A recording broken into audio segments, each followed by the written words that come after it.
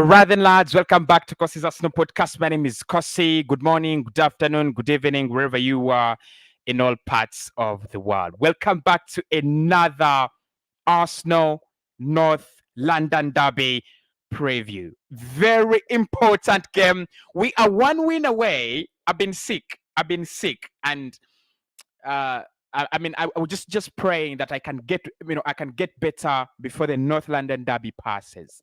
And I thank God that I'm a little bit better now. This is a game that takes us to the UEFA Champions League, or this is a game that can actually cause absolute jeopardy to our season. Winning this game means Arsenal qualify for the UEFA Champions League, something that I know many Arsenal fans are really excited about. And failure to win it also means that Arsenal fans, fail to qualify. Actually, have a probability of failing to qualify for the UEFA Champions League. Because if you look at the remaining games that we are having, you have Spurs away at the White Hart Lane. You have we have Newcastle coming up over the weekend, and then we will end with Everton. Everton are fighting to win, to win every game so that they stay up, they stay above the relegation zone. They have won 2 of their last 2 games, including beating Chelsea and Leicester City. So that is not an easy game. Newcastle, obviously, they've been thumped by Manchester City 5-0. But we know the amount of quality that Eddie Howe has actually, brought to the team and how improved they are. So this is our opportunity as Arsenal Football Club to see ourselves back in the UEFA Champions League. I need to know your predictions. I need to know your thoughts. Do you think we can beat Spurs? Do you think this is a game we can win? Let me know in the comments below. But just to run you through a little background. Arsenal have not beaten Tottenham Hotspur in 7 games away at the White Hart Lane. Tottenham have won 5, and we have drawn 2. So in the last 7 games at the White Hart Lane, we do not have a win. Their longest run, Spurs' longest run came between 1960 and 1968, where they went 9 games unbeaten by Arsenal at their home ground. So that is one. That is one of the points. However, Arsenal are also looking to complete their first victory, what you call their first double victory against Spurs since 2013 and 2014. Of course, that explains what I've been talking about. We've not beaten them away at home. So we last beat them home and away. That was way back in 2013. 2014. So we've not beaten them home and away in the post-Wenger era. That has not happened, right? Tottenham are looking to win 3 consecutive home league games against Arsenal for the first time since 1961. So there is there is also hope for Arsenal there. And they're also saying this is just the second ever meeting between Tottenham Hotspur and Arsenal on a Thursday, with the other coming almost exactly 50 years ago to the day. A 2-0 win for Spurs at Highbury on 11th May 1972. After a run of four straight Premier League victories, Tottenham have won just one of their last 4 Premier League games, drawing 2 and losing 1. However, Spurs have won 4 of their last 5 home league games, netting at least 3 goals in all victories. So, I mean, that is a simple background of what we are looking at. I think, look, if we go by form, if we are going by form, Arsenal are the better side here. If we go by form, because in our last 5 games, we have won 4 and lost 1. Spurs on the other side, in their last 5 games, they have won 2, drawn 2, and lost just 1. So, look, I think both teams are on a very, very good page. Are on a very good, on a very good page when it comes to the last 5 games. But Arsenal are better. But I don't think this is a game where we are going to look at the last 5. I don't think this is a game where Arsenal is going to be focusing how have we been doing in our last 5 games. I don't think this is a game where Spurs will be focusing on how they've been doing in their last in their last 5 games. It doesn't matter. It's a North London derby, and it is a ticket to the UEFA Champions League. So if you look at the table, here it is, and this is what the game means. Arsenal are 4 points clear of Spurs in position 4. Spurs have 60 points, Arsenal have 66. If Spurs win this game, they will close the gap to 1 point. They will come to 65. Arsenal winning this game automatically qualifies them to the UEFA Champions League. They will not need another victory. They will not need another game to be announced as top 4 finishers. So this is what the game means. Antonio Conte's Spurs desperately need to win this game. And I've been watching a preview on James Alcotti's channel. He was doing it with Flav, and Flav was saying that it is for Arsenal to lose. And whenever Spurs, United, and Arsenal have been in that position where the top 4 race is for them to lose, they have always bottled it, especially this season. And I totally agree. But I think in this game, Spurs come in a very, very bad position than we are, because they know this is their last card. It's their last chance to get UEFA Champions League. The moment they lose this chance, the moment they don't get things right in this game, it is absolutely over. So I think Spurs are going to be under lots and lots of pressure. Obviously, Arsenal, this is a very, very difficult game. Especially emotionally, the mindset must be right. Our young players are really going to find it very, very difficult. But I'm telling you this, lads, more pressure on Spurs, less pressure on Arsenal, because the 2 games we have are very hard after Spurs, but they are winnable. We can beat Newcastle, we can beat Everton, right? Of course, Spurs have easier games to the end of the season. I think they have Norwich. They have Norwich and Watford. They have easier fixtures to the end of the season. So if you look at that league table, you understand what the game means. We're gonna be moving on to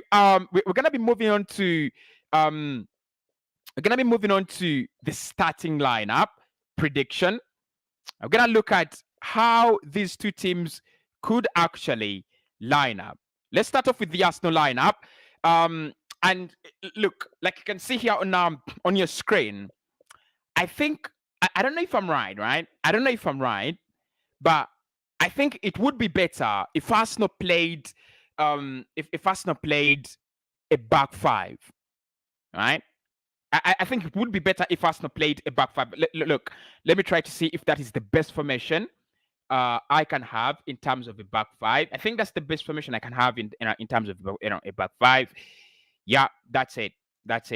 Do not have a better one. So I'm going to explain why I would go for a back 5 against Tottenham Hotspur. Let's first look at the lineup. I'll do, and we debate upon that.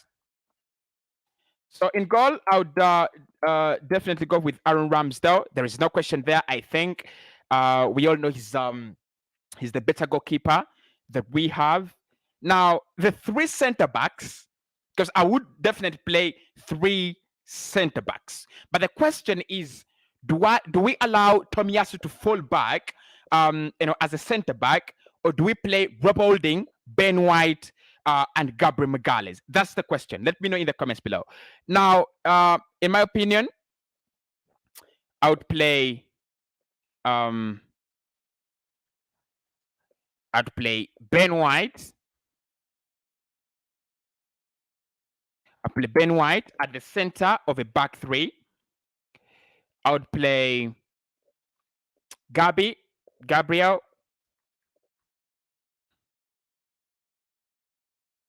Obviously,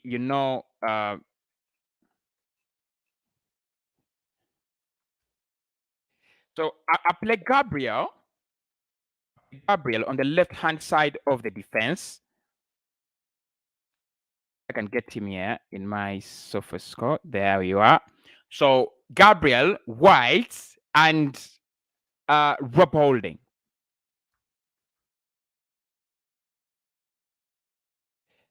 I play Gabriel, White, and Rob Holding. And the sense in that, look, this formation here might not bring it out, but when we go to the tactical board, I'll try to show you what I want.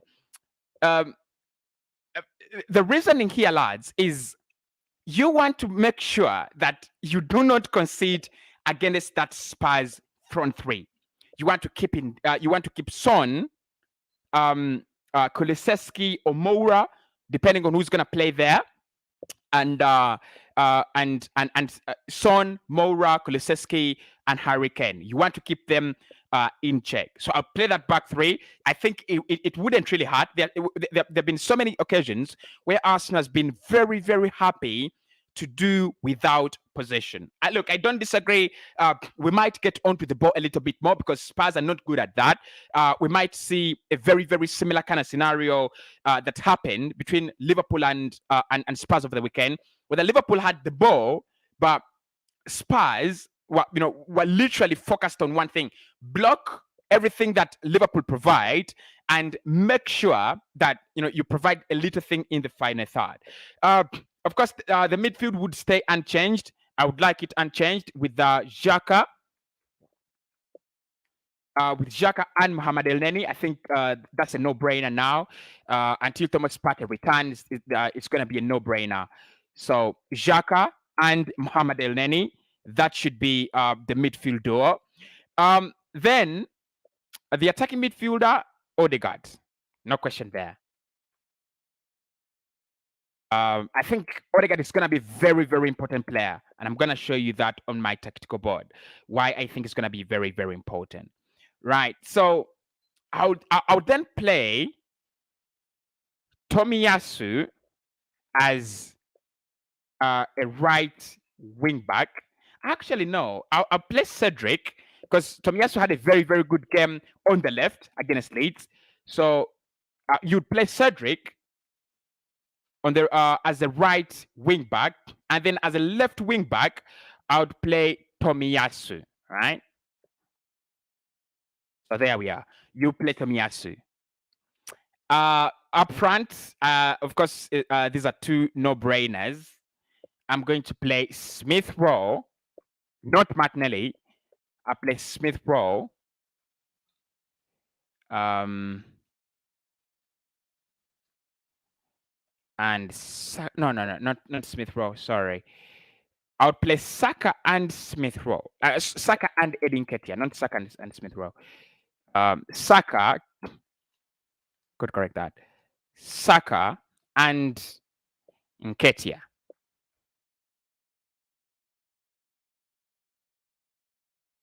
So this would be my 11. This would be my starting 11 against Tottenham Hotspur. Ramsdale, Gabriel, White, Holding, Tomiyasu, Cedric, Xhaka Elneny, Odegaard, Saka, and Eddie Nketiah. Primitive, very, very primitive, very, very defensive, but this is going to teach us a lot when it comes to the UEFA Champions League and tournament football. Actually, for me, this game, however much is more of a qualification, it seems like it's a game that it's gonna teach us more about what we expect and what we should expect in the UEFA Champions League. Right. So I have something to show you. Let's get into the tactical board because this is where you get to defend. I get to defend my ideas against you, and we get to see what I'm talking about. So this is how it would look like. We'd have a back three of White, Holding, and Gabriel, right? Then definitely you have Xhaka. We would have Granit Xhaka and Mohamed Elneny in here, in the pivot, unchanged. Tomiyasu on the left, right? So instead of Gabriel Martinelli, I would replace him with Cedric, in order for us to play a back five, right? Odegaard would then be kind of a facilitator to Eddie Nketiah and Saka. Of course, Saka, giving us, I would give Saka that kind of free role, right? So this is my reasoning behind it, lads, right? This is my reasoning. I've looked at two games. That is the Brentford game and the Brighton game, where Spurs were limited to only one shot on target. In those two games against Brentford and Brighton, actually against Brighton, they did not record a single shot on target. Spurs predominantly line up in that 4-3-3 formation, where you have Son, you have Hurricane, you have Son up the pitch, and Dejan Kulusevski, and then you have Rodrigo Bentancur right in the midfield. You have Pierre-Emile Højbjerg in the midfield as well. And then any other player, it could be Oliver Skip, it could be whoever they choose to play, whoever Antonio Conte decides to play. So they play that 4-3-3 formation just like that, right? They play that 4-3-3 formation like that. And I think there is nothing easier than stopping Antonio Conte's Tottenham Hotspur. For me, look, in those two games, in what I've seen from those two games, there is nothing that would be as easy as stopping Antonio Conte's Spurs. Absolutely, absolutely nothing. So this is how Brighton did it. And I hope we can, take Borough an example. Brighton did it in a very, very primitive way, but in a very, very exciting manner as well. Actually, I think Brighton and Brentford are the two sides that I've seen really play Spurs, and Spurs has no idea of whatever is happening. So this is what happened. They played a back five. They played a back three, predominantly which comes as a back five, because this is what happens. Cedric will have to drop back, to drop back into our line of defense. So does Tomiyasu. So literally, we would have to play a back five. And why that is very, very important, why it would help us, Cedric would be playing high, would be playing in that position as a right wing back, directly dealing with Dejan Kulusevski or Son. I think it would be Son. So Kulusevski would be on the other side, and Son would be on this side, right? So the role of Cedric is to make sure that he tracks the run of Heung-min Son wherever he goes. So, of course, Son predominantly wants to play high up the pitch. His role is to stretch the line of defense. And that's why when you play a back four, it is very, very risky, because holding would then come to cover Son, and then it leaves this kind of space. It leaves this space, in your defense for Hurricane to run into. That is how they played. Even on the other side, if Dejan Kulusevski moves, stretches the pitch, Tomiyasu moves, and it gives space for a player probably like Rodrigo Bentancur to run into, or players like Emerson coming in from full-back positions to run into and cut inside. And on this side, it would be it would either be Davis or Sergio Reguilon to utilize this space. So you don't want that.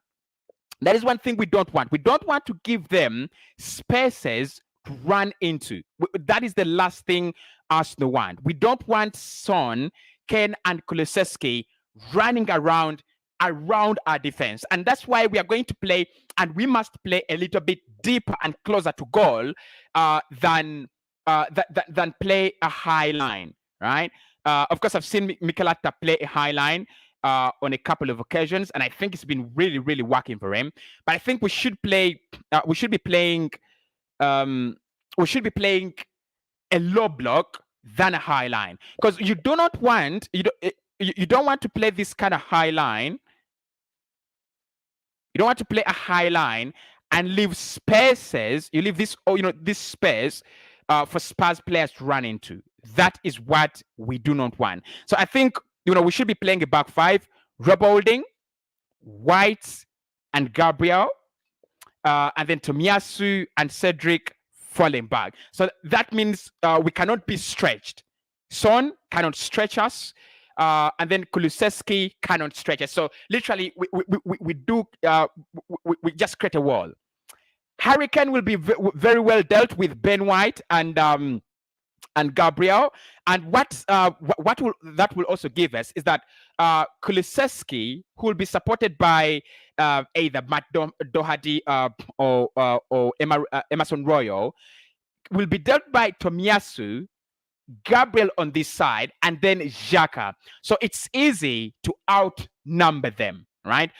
We can easily outnumber them on that side. And then Son will be dealt by Cedric, Rob Holding, and then Mohamed El Neni, right? So, of course, that leaves Harry Kane as the only player. That leaves Ken to Ben White, but obviously Martin Odegaard can also drop in. So what we want to make it very hard for their front three to find any spaces to run into. And I think when you do that, I'm sorry to say, but I don't think there is more. There is more. There is more. This Tottenham Hotspur side can actually offer. When you stop their front three from running into spaces and creating all sorts of problems, because look, in here you have Rodrigo Bentancur, you have Pierre-Emile Højbjerg. Those two are not at any rate a threat. Of course, Rodrigo Bentancur can do some magic on a couple of occasions, but I don't think he is a threat like a player like Christian Eriksen. So they do not have that that very intelligent player from the midfield that you think is going to change the game and create any kind of dimensions. So at the moment, they rely on Son, Kulusevski, and Ken, and then the brilliant runs of their fullbacks, that is Emerson Royal, and anyone who plays at that is Emerson Royal at right back, and Sergi Reguilon or Davis at left back. So stop those three first and foremost. That is going to be the first job that Arsenal have to do. Now, the second job that we have to do is to always keep in shape, because that is also going to be very, very key and crucial for us. So our first line, I expect it to have 5 players. Then our second line will have Xhaka, we'll have Mohamed El Neni, Martin Odegaard, and Bukayo Saka. Right? So it's going to be more of a 5-4-1. Everyone is going to ask me, why, Cossy? Why do we have to play primitively against Spurs? This is a UEFA Champions League game. It is, you lose, you get out. So it's not about playing for pride. Forget about playing for pride. Playing for pride was against Chelsea when I say that. This is a do or die game. You win it or you lose it. So in my opinion, this is going to be our first line. Of course, Edin Ketia would be our first line of press, which I think is going to be not really that important in terms of defending. But I'll tell you why he's going to be a very, very important player in terms of attack, right? So Edin Ketia, that is going to be his zone. Now, for this midfield four, or for the second line of for our second line of defense, their role literally is going to be, because you have Kulusevski, you have Son and Ken absorbed in here, right? Absorbed by this by this back five, who have to be very, very concentrated. So the second thing we have to do is we have to make sure that these 3 players hardly get any facilitation, and that's what Brighton did against Spurs. So in here you have you would have for example, you have a Spurs midfielder, you had Bentancur, and you'd have Pierre-Emile Højbjerg, right?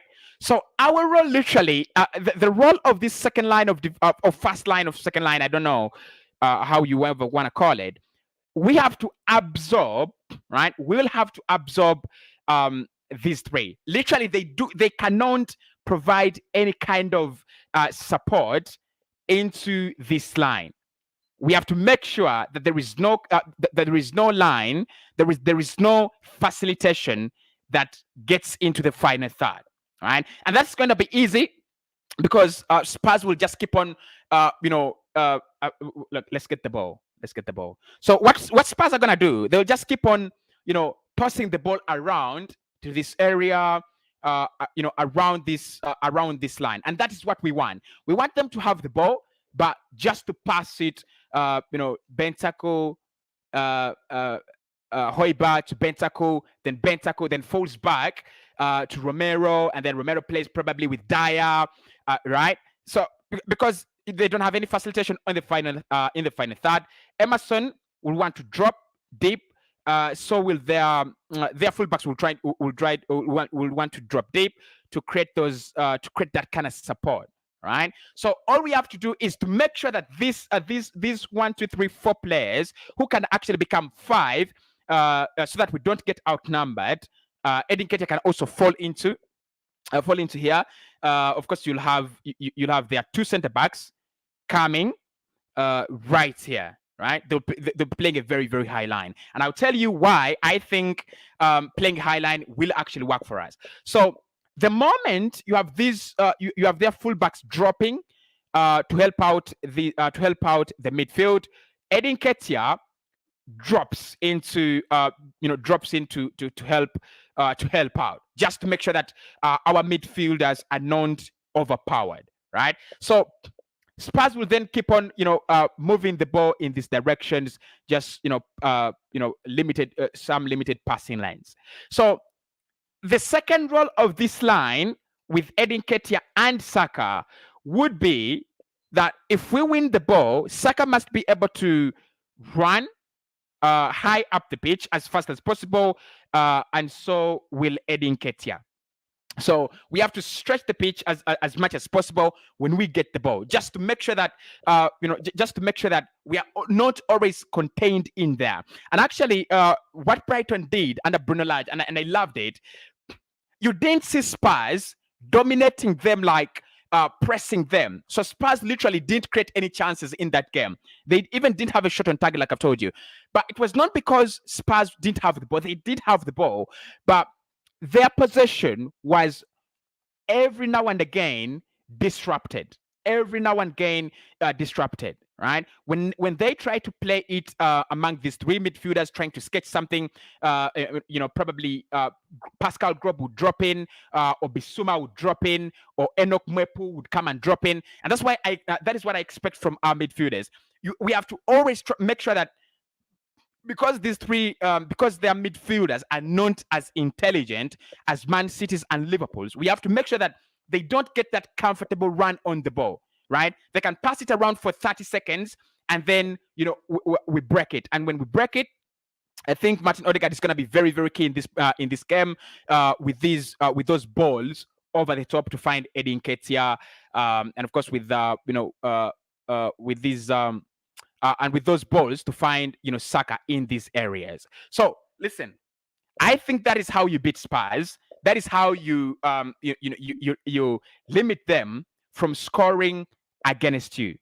That is how you limit them from scoring against you. There is no other way how you limit Spurs from scoring. If you give their front 3 that line and that liberty to run and the space to run into, they're gonna score. Look at the goal they scored against Liverpool. It's an easy run. It's an easy run. I think it is. It's kind of a counter attack. It's Harry Kane who feeds that ball into the run of Ryan Sessegnon. I think it was Ryan Sessegnon, right? And then Sessegnon just puts it across, and guess what? Son is there, and Son taps it home. So we cannot allow that. Right, because what they literally did was they stretched the Liverpool fullback in that they stretched the Liverpool structure in that moment, and when they stretched it, they found Rice Sessegnon, Van Dijk, Konate, and all the players that were available to cover had come onto this side. When the ball is squared, there is no one on Son. It's a goal. We cannot afford to do that in this game. And I repeat, we cannot afford to do that in this game. So how do we get our goal? Because that's also very, very important. How do we get our goals in this game, because literally, if we're gonna win it, and if you're trying to win it, we'll have to score. So how do we get our goals in this game? I think look, if you've been following football for a while and you're playing in kind of a closed case, you know how you get the goals, right? So if you have if we can just put these players back in shape, back to where they belong. Not there. All right. Then we also bring back our boys.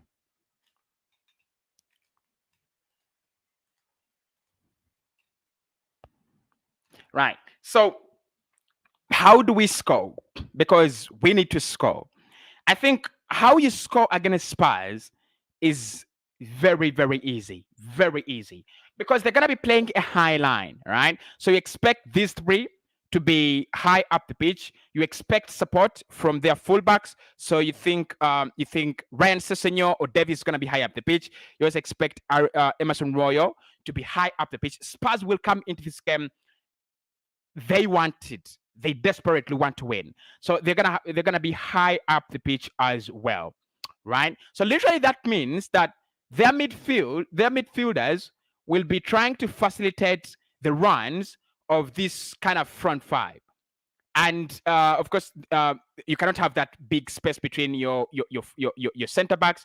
So they'll also come to provide some support. So when you look at that shape, when you look at those average positions, they show you that their players are going to be high up the pitch easily. We need to find players who can run in behind, and that's why I cast myself for not playing Gabriel Martinelli in this team. But you need to have players that are going to run in behind. The good thing that we already have Martin Odegaard. I hope I can find an arrow here. So we already have Martin Odegaard that can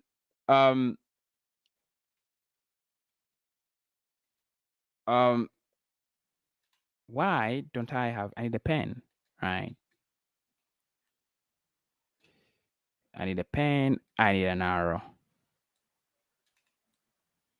So we have Odegaard that can, play for you those balls over the top. I just need to find the, okay, here we are. And I think this, right? So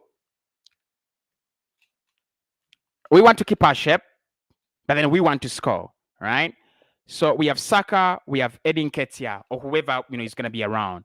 So you want to have these balls over the top, like that. That ball fits into Edin Ketia, who I think should be able to run all the time in this game. Then you have that ball from from Odegaard that fits into Saka, and of course there won't be enough support for Saka. There won't be enough support for Saka and Edin Ketia. So there are two things. One, Nketiah should be able to provide support for Saka to pass into, and then Edin Ketia can't finish.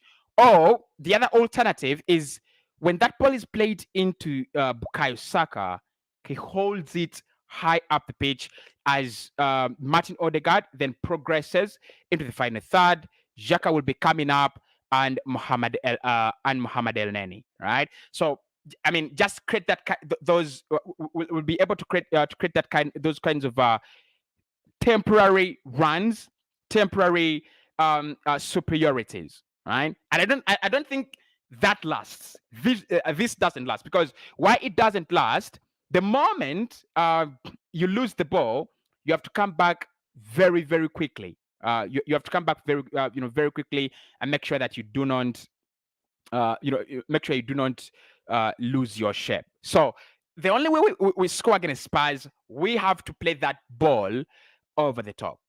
Saka is good at that. He's happy to take on defenders 1v1. He's happy to go for goal, and he's also happy to wait for other players. Nketiah is also happy to do that. Happy to have that ball and run at defenders. We've seen him in the past 4 games. So for me, lads, we just need to take it easy, and we will beat Spurs. I'm gonna give you my prediction. So make sure you do give me your prediction as well in the comment section and what you think about my starting lineup and the way I would approach the game.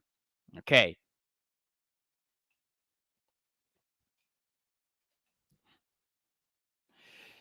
Edward says this is the best game for Arsenal this season, and we need to do everything to win this game. All right. Thank you so much, Edward.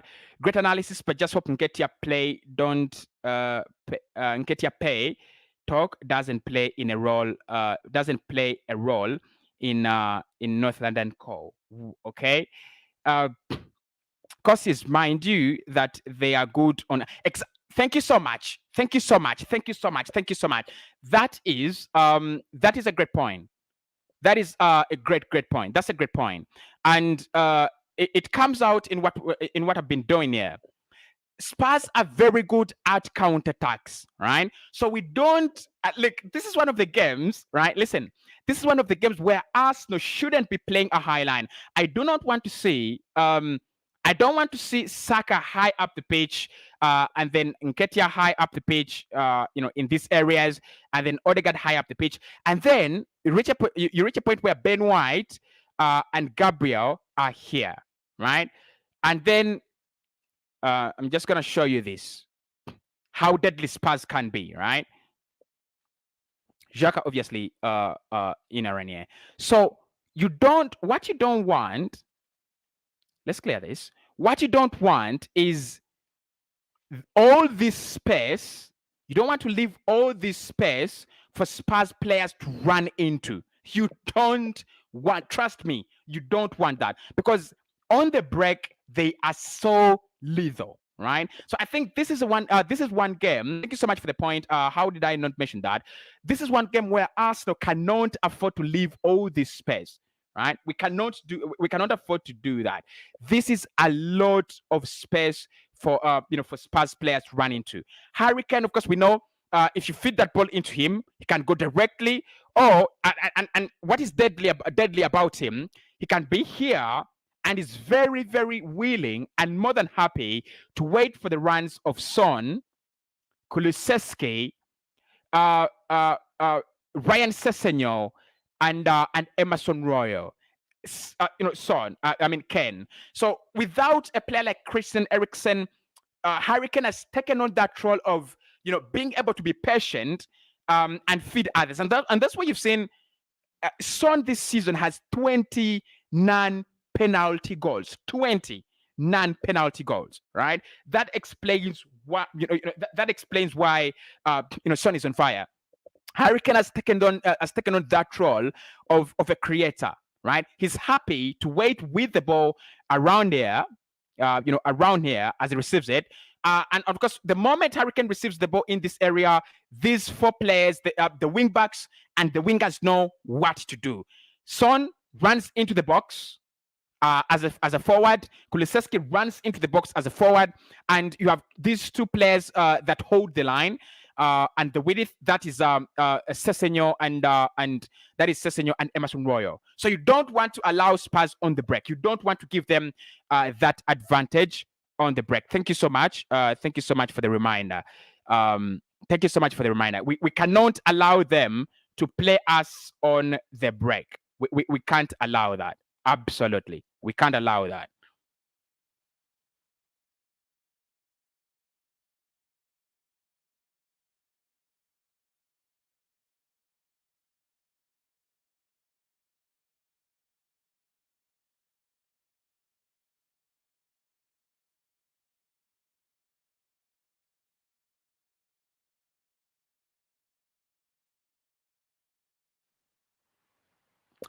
Right. So more of your comments here in the comment section. Let's see what you've said. Let's see what you're saying. More of your comments in the comment section. But thanks so much for joining me. Make sure you hit the like button. I'll be providing. Okay, here we are. Learn this from me. The best way of defending is attacking. Period.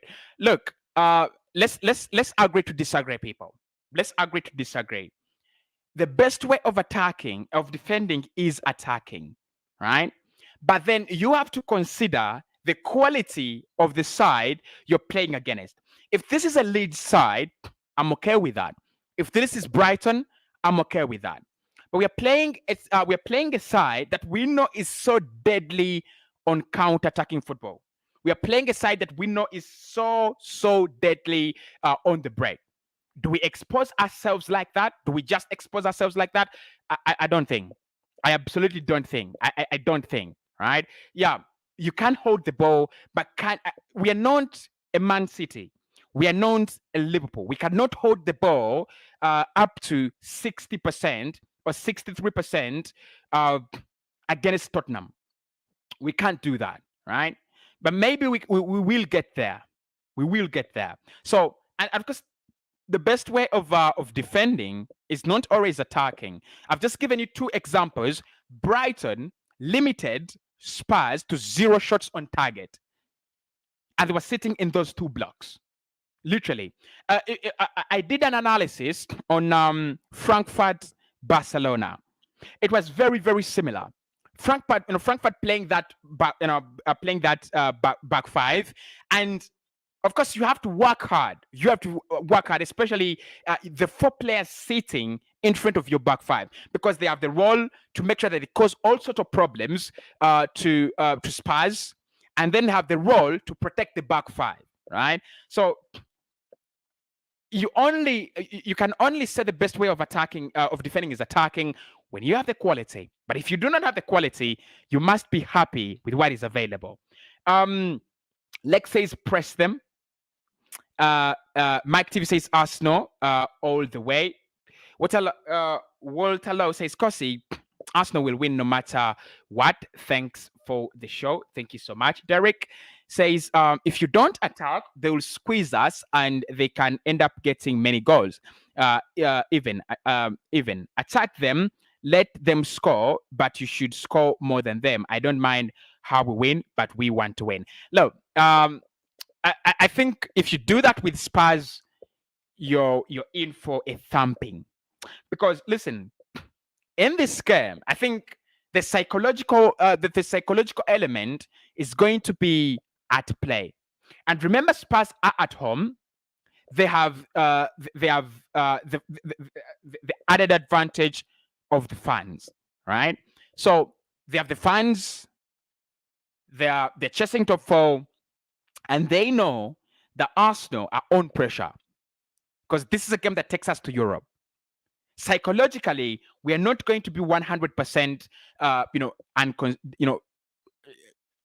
unconcerned. We'll be concerned, and of course, to some extent, Spurs will be psychologically weak as well because they know they lose this game, it's all over, right? But the point here, lads, is when you say score as they whoever gets the early goal in this game gets an added advantage. If Spurs get the early goal in this game, what happens? We will have to open up so that we find an equalizer. As we open up, we'll try to play more on the ball. We'll try to play a high line. We'll try to press them. And that is what they want. Look, in some games, playing a high line, playing defensive football is better. Because the moment we play a high line, we are playing into Spurs' hands. The moment we open up, the moment we have our defense vulnerable, the moment we create that space behind our defense, they're gonna have it easy. They are really gonna have it easy. Richard says the best way to score an early goal and then is to score an early goal and then sit back into blocks and do the counter attacking football. Look, if we can get an early goal, that is added advantage. If Arsenal can get an early goal, I don't know whether we can, but because look, in the past few games, we've not really started off very well. We started off well against Manchester United, got that early goal. Also against Leeds, but then against West Ham, we didn't start off that well, right? So I don't know, but if we can get an early goal, like 10 minutes in, 20 minutes in, if we have a goal, then Spurs will panic, right? That's why I think, look, whoever tries to take control of this game, in my opinion, will lose it. Whoever tries to take control of this game will lose it. And I'll be back here with the match reaction tomorrow. Whoever will try to take control of the game, for me, will lose it. If Spurs try to dominate, make feel, because Spurs have a disadvantage that when they play, when they are playing low blocks, when they're playing a team that is happy to sit back, they do not have enough brains in their team to break to break those teams down. I'm going to show you something here. I hope I can say it. I want to show you something against how they lined up against against Liverpool in their recent game, right? Okay. This is how they lined up against Liverpool. That was their lineup against Liverpool. So they played a 3-4-3. But in that midfield, in that midfield, Ryan Sessegnon is a fullback. Emerson is a fullback as well, right? So Sessegnon played as a left wing back, and Emerson played as a right wing back. So they have two midfielders. That is Pierre-Emile Højbjerg and Rodrigo Bentancur. But of course, we know Pierre-Emile Højbjerg is a very, very good player, but he does not affect their game going forward so much. Rodrigo Bentancur is also not a very, very clever player in terms of breaking through the lines, right? So Arsenal can easily contain that midfield. We can easily contain that midfield because it is not poisonous at all. It is not poisonous at all, right? The moment you create, the moment you break the communication between that midfield four and the front three, you've won the game against Spurs. Honestly, you've won because they don't have those brains. But just imagine if Arsenal were playing a 3-4-3 and we were trying to break down a low block. Don't get me wrong, we have tried to break down low blocks this season, and at times we failed. But we would have a certain Martin Odegaard around here. We'd have a Granit Xhaka around here, right? We'd have a Saka, up high up the pitch, and would have Martinelli high up the pitch. So literally, that means that even if you cut off Martinelli, Saka, and Edin Ketia, we still have a player like Martin Odegaard who's very, very happy to be on the ball and create all sorts of problems for the opponent, right? As we look for the channels, as we work the channels, right? For Spurs, the only players that work the channels are their front three. You play back five, you've killed the front three. Their midfielders are happy to toss the ball around, to pass the ball around, but they're not going to create anything. That's why I think trying to dominate this game is going to be disastrous to whichever team will try to. And I'm not saying Arsenal will be happy to should be happy to sit back. We should be very happy to go take the game to them. We must be determined to play for the badge with passion. Okay, that's Rajab. Real Vibrant says Jose Mourinho's style will work very well for us. Battle for the midfield and prevent them from executing their game plan. Simple. Exactly. That's what you want to do. That is what you want to do against Spurs.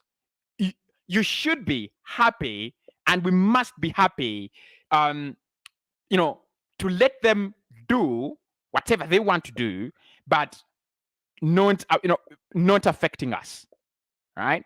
Not affecting us. Their gameplay is very easy.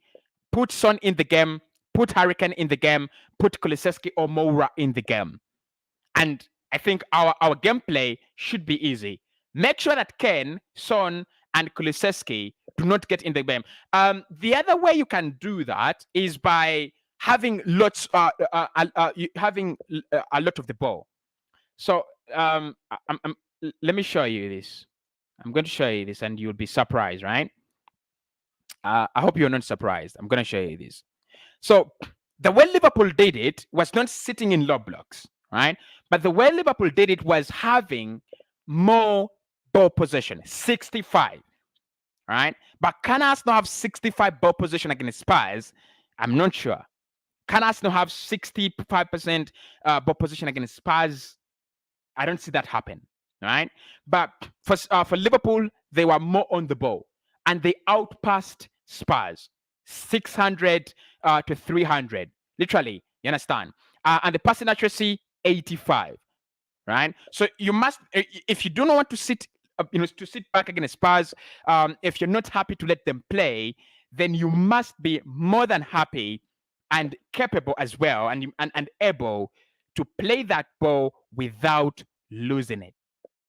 But for me, the way I've seen Arsenal operate in the last 4 games, I think we are happy to absorb some little pressure. We would be very, very happy to absorb some little pressure as we, as we wait for maybe our opponent to slip up, or to force those mistakes in our opponent's play, and then spread the ball high up the pitch. All right.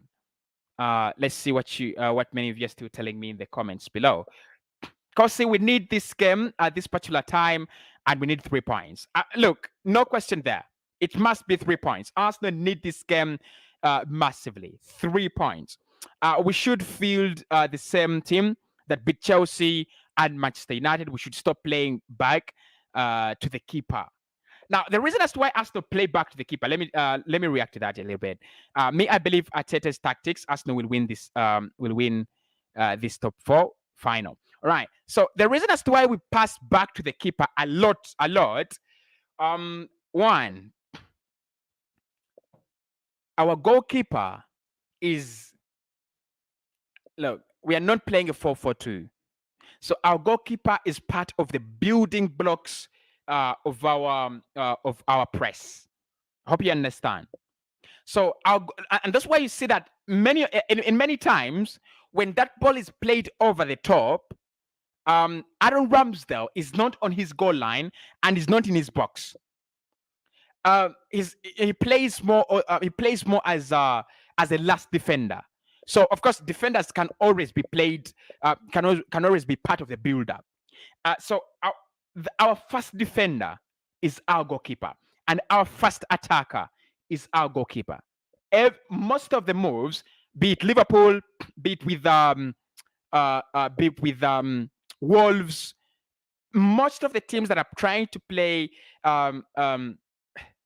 should I call it positional play, total football elements, the goalkeeper is key, right? You'll find that a goalkeeper, in modern football has 100 touches. More than that. It's because your goalkeeper is your first line of defense, and your goalkeeper is your first line of attack, right? And literally, because with positional play, you want to create superiorities. You want to have more players involved than your opponent, right? So your goalkeeper just adds to your numerical advantage. Like, for example, if a ball was played into our defense, would have Gabriel, Ben White, Xhaka dropping, or Partey, or El Neni dropping. Those are 3, and then our goalkeeper 4. In most cases, most teams have 2 to 3 players pressing high up the pitch. So literally, we outnumber them.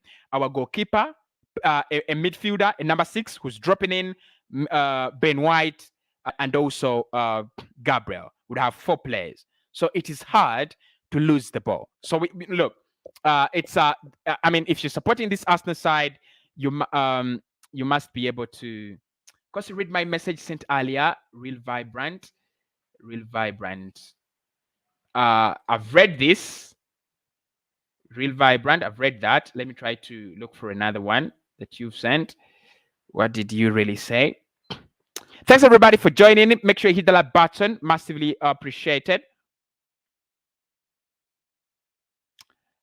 Okay. Let me react to this as well. Sorry, Tomiyasu doesn't play left wing.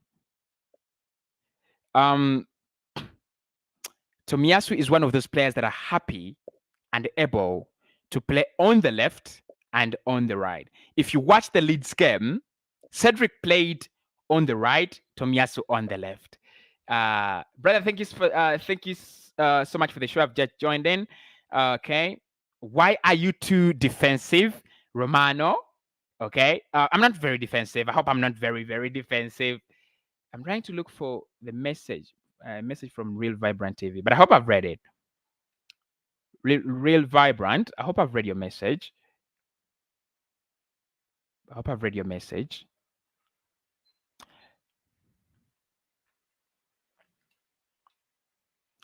About Jose Moreno. That is the message I found about Jose Moreno. Okay. I think I've read it. Okay. I think I've read it. Odegaard, Elneny, Saka, and Eddie should lead the press. I think they're the only ones we have, really. Just to ask you, would you play Alexander Lacazette in this game? Because Lacazette has that, I mean, that experience probably, and things like. Would you play Alexander Lacazette? Let me know in the comments. Would you play Alexander Lacazette? Kulusevski is the danger man, and is the one who releases Son and Ken on the counter attack. I think with Spurs, I'll be happy to show you that. I'll be more than happy to show you that with Spurs. I'm gonna show you how it happens and how they do it in the final third. Okay. So with Spurs, this is it. This is what happens in the final third. Dejan Kulusevski and Son are always high up the pitch, right? They're always high up the pitch, and when most of the balls are played are played right from this midfield area, they go to either Kulusevski or to Son, right? But in that case, Son and Kulusevski always want to come inside. They'll let their midfielder, they'll let their right backs and left backs run. Then whoever gets this ball, whether it's Son or Ken, whether with Son or Kulusevski, leaves it for Harry Kane. Harry Kane is like the number 10, because remember we've looked at their midfield and they literally play Pierre Hoiberg and Bentancur, right? Those are not creative players. So the creative player they have is Ken. So and why you think Kulusevski is the danger man? Of course, it's very, very dangerous. Is because many of the balls that are played always go onto that left side or right that right side. So when he gets it, he just keeps it with Harry Kane, and then he makes that run, right? So when he makes that run, of course he attracts, would either attract Ben White and Gabriel, and then he would leave all this space for Son. And that's why you see that Son, is always going to be, having a free pass at goal. But you can easily stop Son. You can easily stop Dejan Kulusevski. All you have to stop, one, you have to stop this ball that is going out wide to stop to find Harry Kane, to find Son and Kulusevski. You need to stop that ball, right? It should never happen, and if it happens, it should not be easy. And the moment Kulusevski receives that ball, right? The moment Son receives that ball in this wide area, what's gonna happen, right? He's either trying to find Ken, he's either trying to come inside, or is either gonna try to release the fullback who is going to make a run past him. So those three options should always be blocked. No pass to Harry Kane, no way to come inside, and no pass to an overlapping fullback. So you have to force him to come back with the ball and then pass it backwards into this area, which would be very, very happy if the ball is always played in this area, Arsenal will be very happy, because there is no harm in this area. There is literally no harm, right? Actually, what that would do, it would force Ken to drop a little bit deeper, right? And then it isolates their wingers. It isolates Kulusevski. It isolates Son.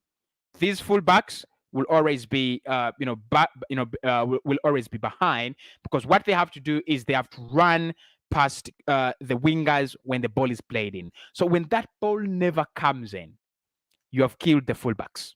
Literally, there is nothing. They have nothing to do. They have nothing else to do to offer. So for me, lads, honestly, Son and Kulusevski are deadly. Ken has scored 29 penalty goals. Jesus Christ, 29 penalty goals. He's scored. I think he's the second player for Tottenham Hotspur to score 20 Premier League goals without a penalty. The other one, can you guess the other one? Try to guess the other one. Another player who has scored 20 Premier League goals for Spurs without a penalty. And it's not Harry Kane. I know many of you are going to say Harry Kane. No, it is Gareth Bale.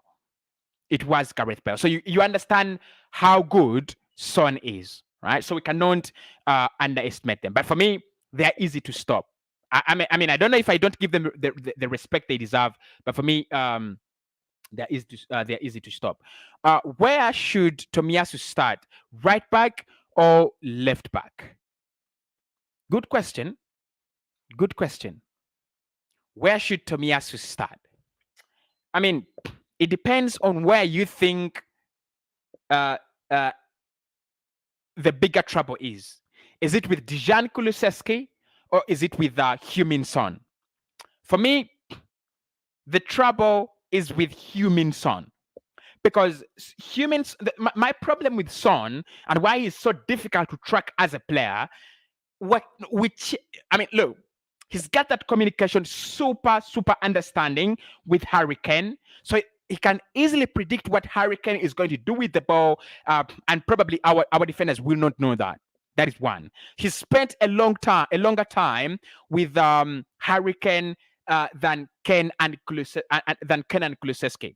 That is one. Two, he's happy to take you one-on-one. And he's going to beat you one-on-one. He's happy to do that. So you need someone who's a little bit solid. You need someone who's happy to stop him at every possible opportunity. You have to stop him. That is number two. Number three, Son can play as a forward.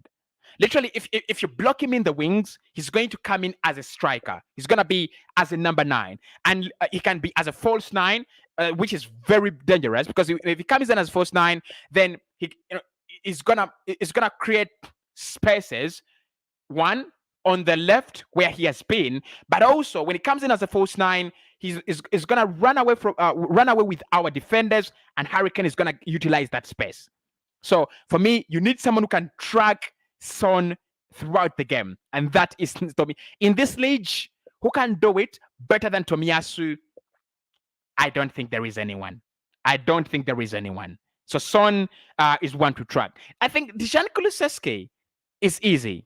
With Dejan Kulusevski, the moment you stop that ball from being played into him, you have him.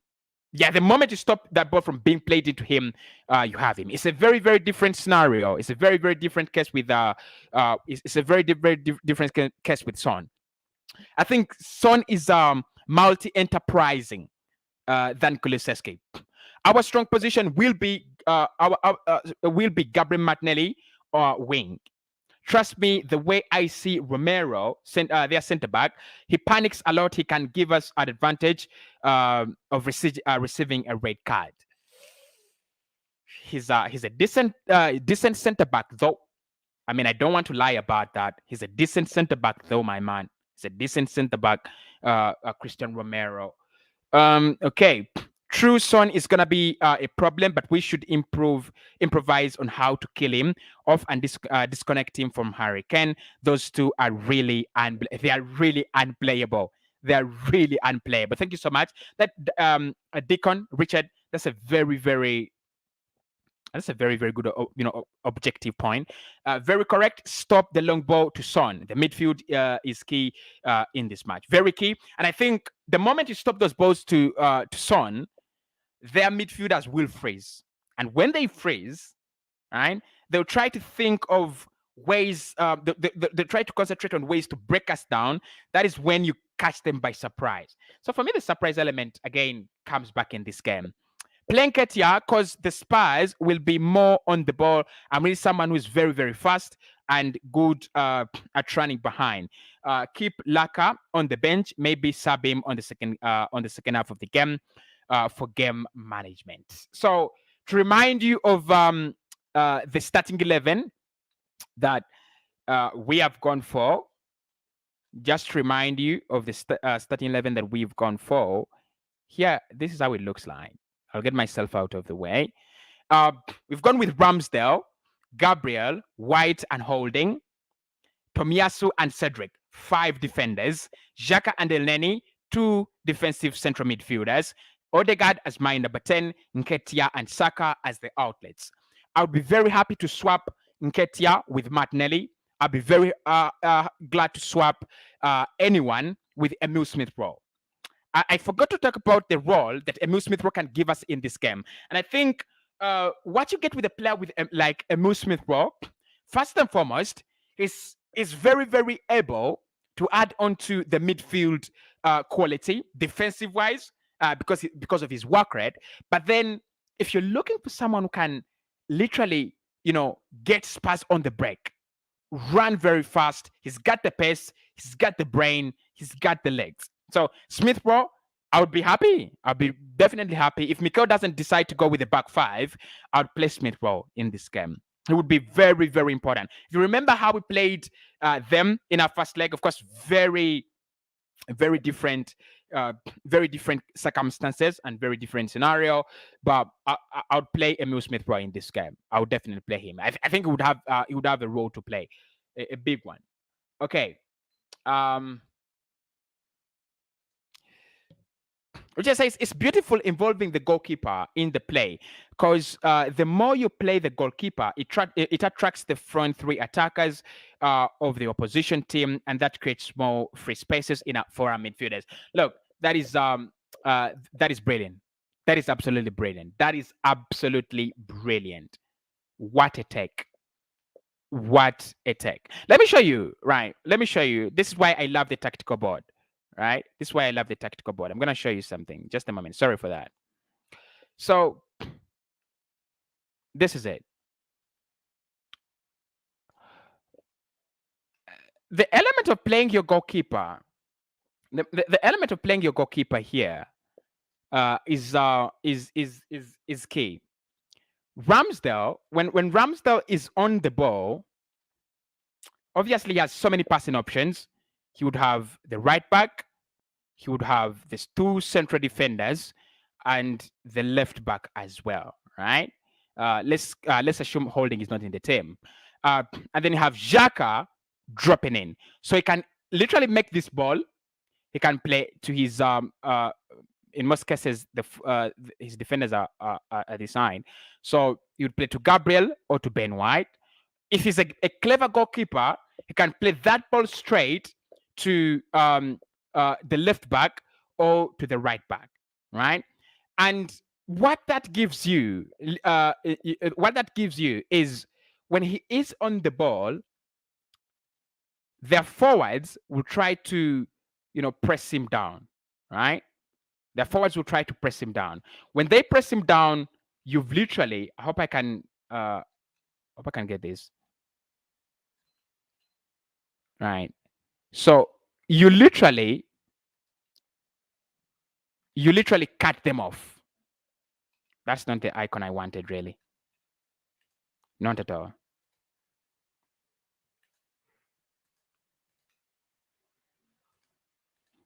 Not the tool I wanted. Let me find myself a right tool. Right. So you cut them off. Simple as that. So they're out of the game, right? They're out of the game. So when they come to press, you play that ball into Granit Xhaka. You have 2 of their players out of the game, right? And when that ball gets into Xhaka, our defenders can then move. These 2 players are now in an offside position. So Xhaka is then happy to progress the ball to wherever he wants, to wherever he wants. So that is the beauty of allowing your goalkeeper. But then just imagine this scenario as well, where you are all high up the pitch. You have your players high up the pitch, like this.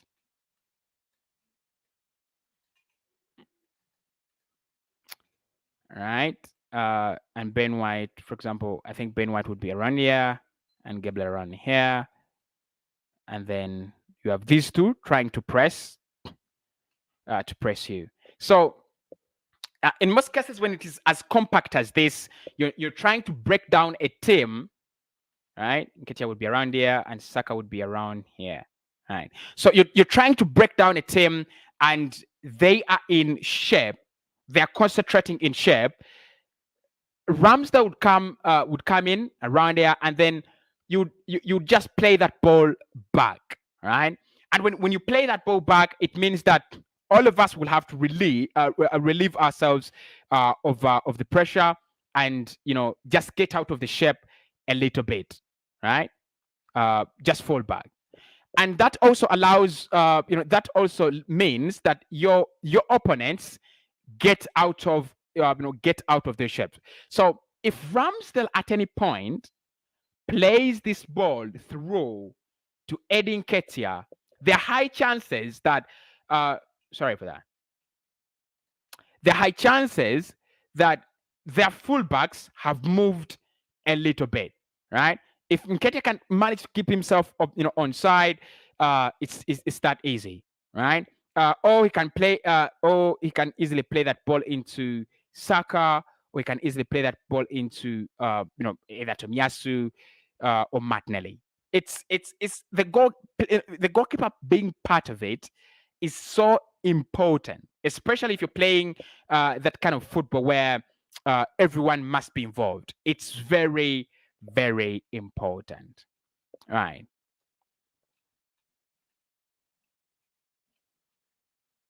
My prediction is a 2-1. Bernard, in favor of Arsenal. Thank you so much, Cossy, for the updates. We'll have a transfer show in the evening. Make sure you catch me then. Let's try to manage the midfield so that we disconnect their attacks. All right. Arsenal FC will behave. Arsenal FC, we all believe you and sure we will win tomorrow's game when we managed it well by playing White, Tommy, Gabriel, Holding as defenders, while Elneny Xhaka, Odegaard or Smith Rowe in the midfield, Martinelli, Saka and Nketiah up front. The Chancellor UG says, let's try to manage the midfield so that we disconnect their attacks. Thanks everybody for joining in and tuning in. That is our preview, and I promise we'll speak to you again later.